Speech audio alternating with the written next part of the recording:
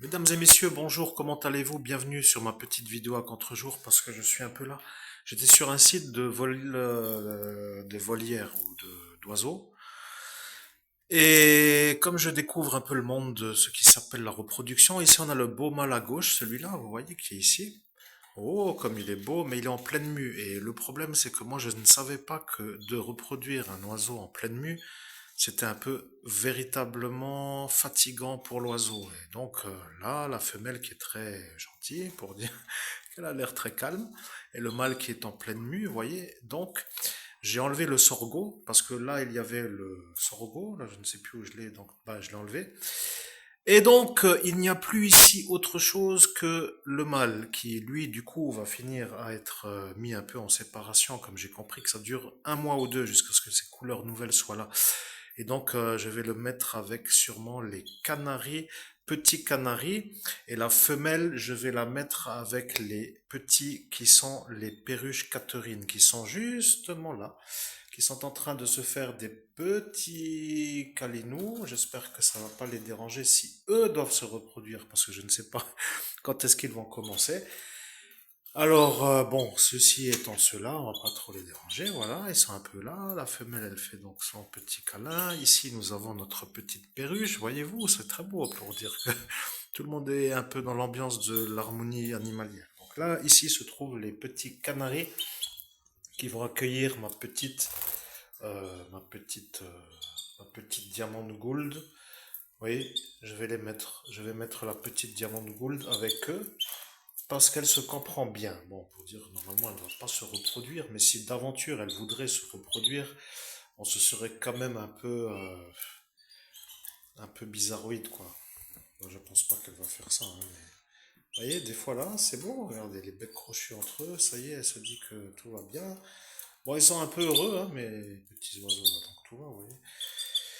Voilà, c'était juste pour dire un petit peu les nouvelles de notre médiumnité animalière fait avec les oiseaux. Donc ici se trouve, comme vous l'avez compris, le mâle qui va être un peu mis de côté.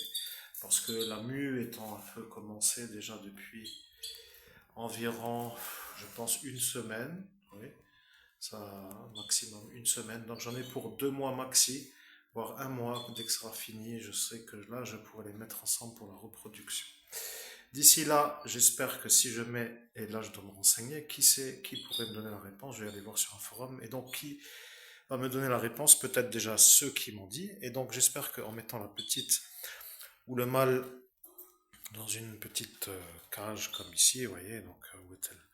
Comme ici, là, vous voyez, c'est une cage un peu pour une ou deux, avec la porte ouverte, mais là, donc, du coup, en séparé, si jamais ils ont des pulsions, je ne sais pas comment dire, moi, c'est la nature, vous voyez, mais donc, il faudrait éviter, comme j'ai compris. Résultat, j'ai mis ici le sorgho, pour dire le sorgho, où est-il? Le sorgho, mon petit, où es-tu? Bon, le sorgho, du coup, je l'ai mis ici, avec les petits canaris qui sont ici, le couple qui eux ont déjà fait la chose correctement pour avoir les quatre que vous voyez ici, donc qui se retrouvent ici à cet instant de mâle de femelle, donc les petits à eux que je viens de vous montrer.